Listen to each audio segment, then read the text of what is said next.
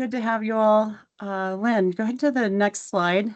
And so this is what we're going to talk about today. We're going to talk about the folks that you'll be interacting with during your participation in the Early Career Grants Program. We'll talk a little bit about the program goals, its background, and its purpose. We'll talk then about its offerings and timelines, and you are not required to participate in everything that the program offers, but strategically for what's going to work best for you, and we'll talk about that. We'll talk a little bit about the early career focus and why we have this program again, and then we'll stop the recording and we'll open it up to you participants who are here for just a little bit of Q&A and thinking about like what it is that we want to take out of the program and what we can help answer your questions for about participating in it. How's that? So Lynn, next slide, please. So as I mentioned, I work with the Research Acceleration Office, and basically our office is a central office under the Office of the Vice President for Research, and we exist to support the research enterprise of CSU in many different ways, largely through proposal development support for big or complex proposals, but we're also involved in faculty development and capacity development efforts. And one of the areas that I focus on is working with early career faculty. And so I'm happy to be with you all today. And I'm on a team of 5. And we all have specific roles within the office where we support and research at CSU. And we're all available and happy to talk to you. I just happen to be the one here today. And then April Shelhan from our office is also in the audience. All right. And so CSU Writes, we are a tidy team. Right now we have director, me, and then Kimmy Conroe, who is a graduate student in journalism and media communications, and she is our assistant director.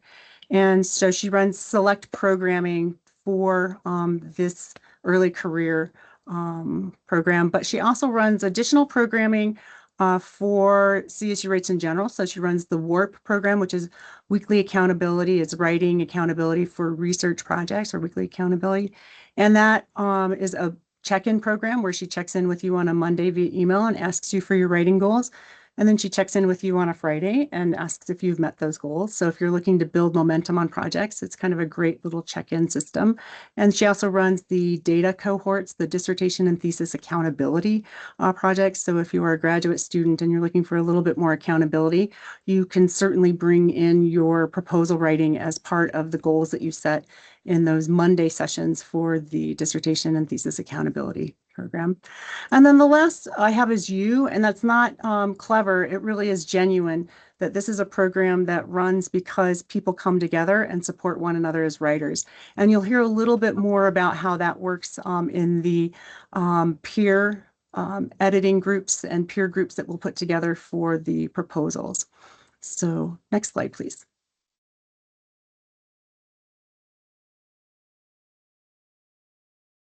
So when we're thinking about who counts as early career, it's graduate students through assistant professors. CSU Writes is a program that runs across the career span. The Research Acceleration Office also works with folks who are across the career span as well. We did this as a pilot project and we're adding on continually as part of it. It's open to all disciplines and all career classes. That being said, there are select offerings that are designated for particular types of grant writers and grant programs. Lynn, do you want to take this one? Oh, sure. So what goals should early career proposals set while participating?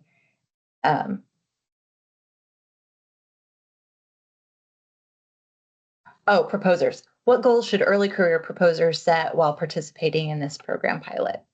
And so most relevant to moving forward to a next stage in developing a submissible quality proposal.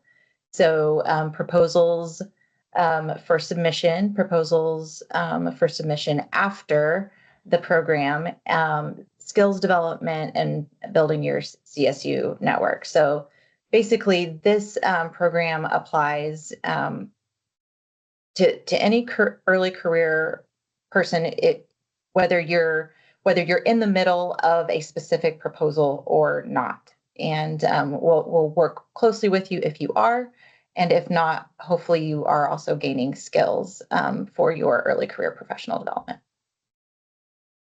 And then the feedback that you can expect by participating, it comes in a couple different options. You can get feedback through a proposal development group. So we'll talk a little bit more about the groups when we get to the offerings kind of listing and we break those down. But that's where you get advice and insights from colleagues who are in those groups, as well as then from the early career folks behind the scenes, which would be Lynn and me or others who are participating from the RAO office or Kimmy.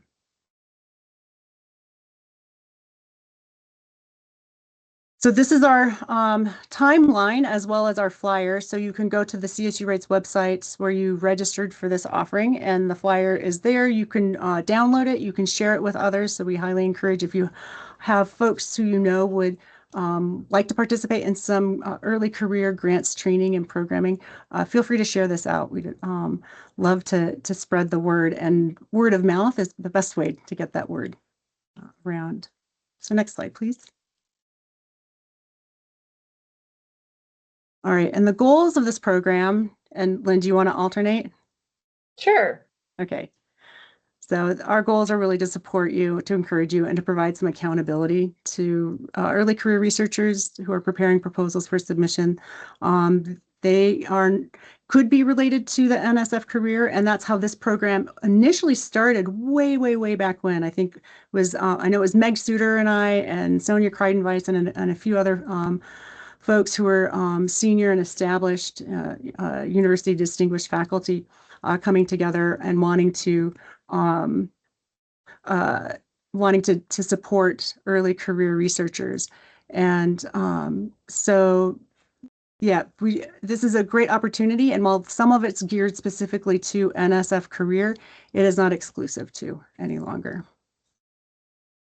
Another program goal is to provide CSU early career researchers with information and training for understanding early career grant seeking, elevating proposal content, and increasing proposal competitiveness. So baked into these sessions are proposal development and grant writing training that will hopefully be able to be practiced and used and reused throughout your career. And then we really want to be able to connect you with internal and external resources for building out successful grants during the time that you're here at CSU. If you are a graduate student or a postdoc, chances are you may be going elsewhere at some point, and we want to help you while you're here. And if you are assistant professors building your career at CSU, we want to make sure that you and your labs, your teams have good resources for skill development and resources across the university. Next slide, please. So you can kind of see the breakdown, but go ahead. Yeah, no, I was just going to hop in and just mention that in addition to CSU Rights and Research Acceleration Office offering retreats, training sessions, working groups, and accountability for this program, we also invite every year a guest urban venture group. Burr Zimmerman is usually the person who presents, but this is a partner, UVG, we call them for short, that a proposal development and support company outside of CSU that the Research Acceleration Office and other folks on campus have been partnering with UVG for a long time. And he is very familiar with CSU campus and very familiar with NSF and very specifically NSF career opportunity. And so he'll be bringing some strategic insights to this program in the spring, as he has for the last few years. And this is just one of our NSF career awardees who got the award last year, and she participated in the 2024 program.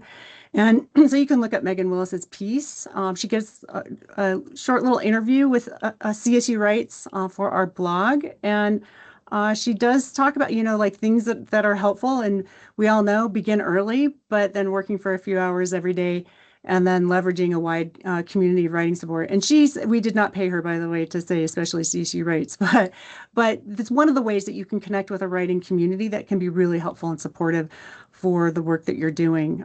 We do know from data that writers, and particularly academic and research writers, tend to produce more and with greater ease as they connect for just a little bit, over the time of their working sessions.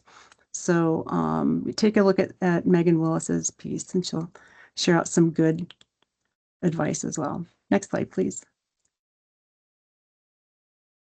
So you're here at the early career kind of start session. We are starting much earlier than we have in the past couple years. Lynn can correct me, but I know last year we started in April. I think the year before we either tried to start or did start in March, but we're having a hard time getting it launched early. And so we had made a special effort this year to launch even earlier because that's some of the feedback that we've consistently gotten from participants is please start this earlier this semester. Does that timing sound about right? I think so. Yeah. So, yeah.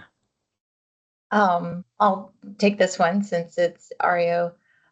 So the next event that we have is this Wednesday on February 25th, and I'll be sharing with you all an early career overview. And so in that, I will be covering some strategies in general for early career folks, going over a few early career opportunities in the federal space, in the foundation space, also talking about building out a career plan, and we'll have some handouts and things like that. But this will be, well, I will touch on NSF career in this session. For part of it, it will be more broadly applicable, and it will encompass a wide variety of early career opportunities. So this is a session that I'll be running early March before spring break, actually. And the Grants and Gen AI session, strategies and guidelines. This one could be a standalone. So if you know folks who are writing grants, who are considering how is it that you include Gen AI within the writing process itself for your proposal, but then also thinking about your collaborators. If you have folks who are in different departments or at different institutions. Sorry, and for some reason my computer keeps going to sleep, so it sends me to another screen. I don't know if you can tell that, but I have to keep typing in my password. It's so strange. But anyway, so But so this session will be applicable to anyone who's writing a grant and thinking about, do I not include Gen AI in the writing process? But then also thinking about how might it be something that's applicable within the structure of the methods that you're using or the project that you're doing? And is that something that you want to address even as a nature of your proposal? So we'll just cover some of the kind of best practices currently. We know that using Gen AI is kind of well, it's the wild, wild west still. We're just a couple years out, and it seems to be anything goes in some cases, but funding agencies, NSF, NIH, are all putting in guidelines in the same ways that a lot of your journals have been putting in guidelines on what's acceptable or what's not acceptable use of Gen AI. So we'll talk about that. This next webinar, Structuring Your Project Narrative, it's a new offering this year. And we decided to include it because working closely with folks in their, specifically their NSF career proposals, the topic of how to specifically structure and write your kind of the project description, whether it be for NSF, NIH, or some other agency. There's usually some sort of narrative description of your project. And so this webinar is going to be focused specifically on that narrative and ways to enhance it, sharpen it, elevate it, structure it, craft it. So we're excited to have that new offering in addition to the new Gen AI offering this year. Yeah, and I want to give a shout out to the Lynn doing the narrative structuring one, because we know that by the time we get to in the working groups, those are some of the kind of most common challenges that folks are facing. And so it'll be nice to have a webinar early on with some resources for that. So I appreciate you doing that one. Yeah, thanks, Christina. Um, this we mentioned UVG earlier, and so on April 15th, that's when UVG is going to come and do. It'll be a little bit of a longer session, but the talk will be about an hour, and then there will be about 20 to 30 minutes for Q&A. And so, if you can only come for an hour, that's fine. You'll see the whole presentation, but it'll be a deeper look into the NSF career um, call for proposals and ways to strategically approach that application, especially in light of changing federal landscape. All right, so this one is a oldie but a goodie. Jeff Willis and I used to partner and do this one even before Lynn and I had resurrected the NSF the early career, excuse me, the early career program. And we bring it back in part just because it's so fun to do. Jeff and I have a great time doing this. And the feedback that we get every year is so positive about the benefits for folks. And grants at the sentence level doesn't sound too, I don't know, sexy on its own. But what it is Jeff and I going through a special aims page. So it's NIH focused, but you can take what we're pointing out and you can translate it to any number of funding agencies and types of proposals. And Jeff takes us through with a reviewer's eye where it is that he sees challenges as a reviewer, and where he would immediately kind of question or have second thoughts or have kind of wonderings on like, what's really going on here behind this proposal? And then I take us through at the sentence level and just describe what's going on within those sentences. And more often than not, it's the reason why we decided to do this years ago was it's not that the ideas are poor. It's not that the research is a bad project. And it seems like it perfectly, a lot of them are perfectly fine to fund, but they're not clear at the sentence level how you're going to do what you're going to do and why that's important.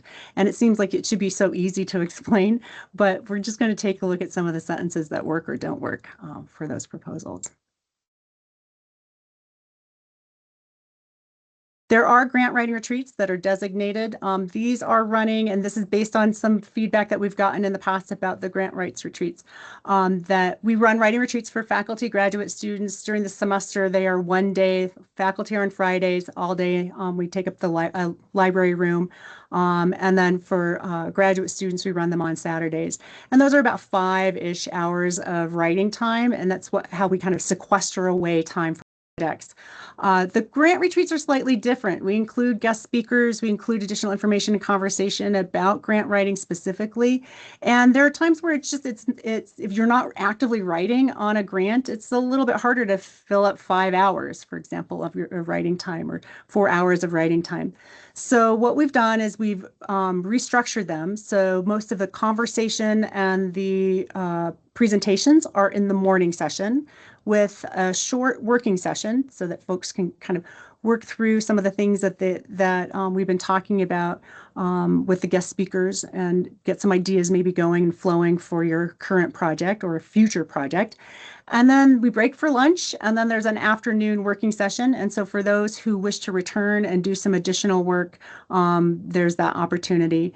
These will be led by CSU Rights, but note that in the April session in particular, those are designed or designated for some grants specific support, particularly geared towards NSF career. But we know that if you have an additional proposal or something that you're working on, that you can certainly bring that. And Lynn is the person on call from RAO. And do you have anyone else from RAO who would be attending those? Lynn, just want to make sure I give credit. For sure. I'll be there for sure. And then I may bring a friend along from RAO Okay. as well, but it'll at least, at the very least, it'll be me, and we'll have a structure set up to where if someone wants to have like a one-on-one, just like check in about where they're at as they're thinking about applying for NSF career, that will be available that day. Awesome. Great. Okay. Let's see. The summer retreats, those build off, and as I mentioned, the 5-ish hours of writing per day, those are multi-day retreats. So there are faculty 4-day retreats, 3-day retreats. There's a week long for if you're a woman faculty member. And so look at those. They run through from May through June. This is a heavy writing time, particularly if you're doing an NSF career. We'll be running working groups through all of those times. And so we'll talk about that in a moment. But those are held, let's see, North Campus-ish. They're in the pre-construction building, and we just take over that whole first floor of the pre-construction building and run retreats.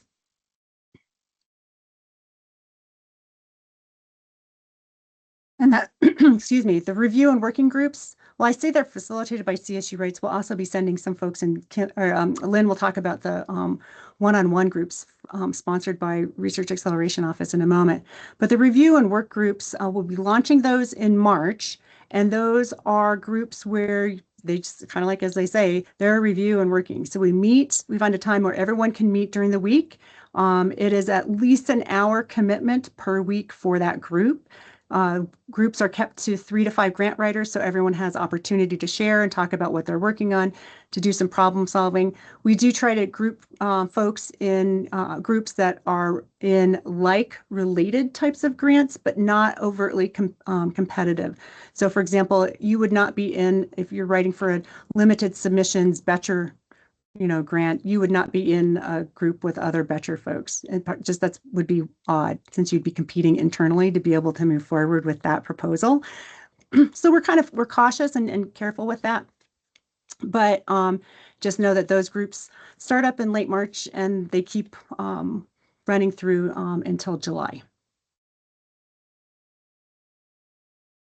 And then the REO-led reviews that Christina just mentioned are they run May through July, depending on where an NSF career applicant is on their proposal. So we offer these sort of 2 rounds of close reviews on your project description, project summary, an earlier stage and a later stage. And I'll go into more detail about that here in just a second.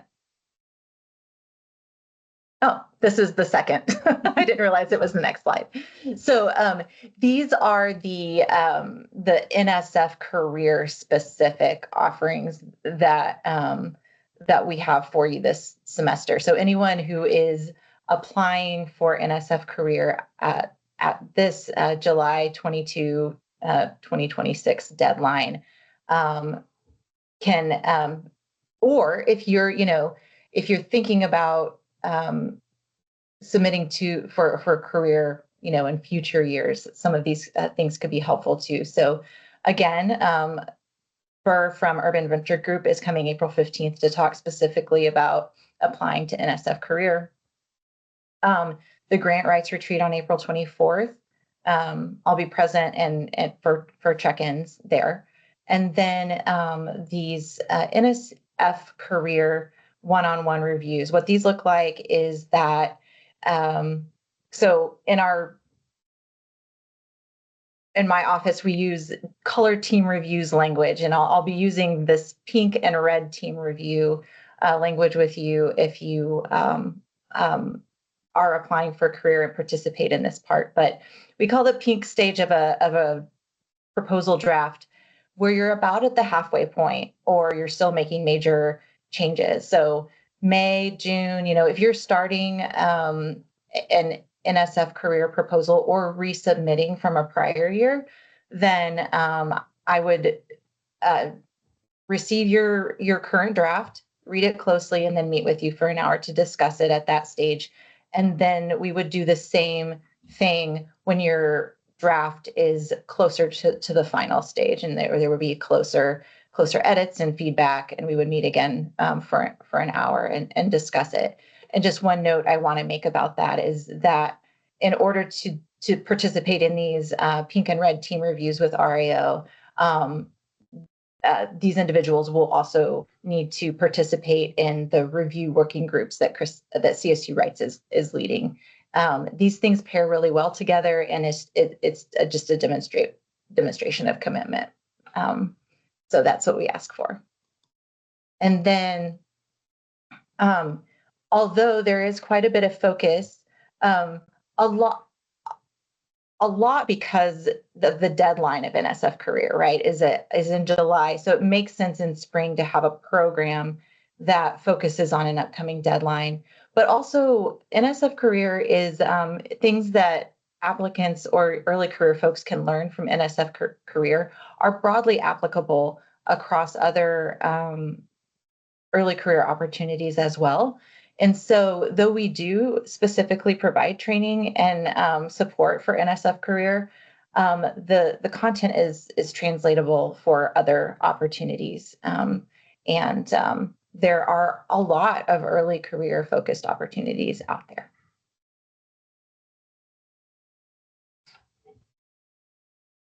All right, and So so we left know that 1 we're minute for just at Q&A. time. I know. So we can't stick around. Lynn, I can stick around for Q&A. Yeah, if you I can want, too. Okay. Yeah. If folks have questions, please ask them. I'm going to go ahead and stop the recording. See how to do that, and then feel free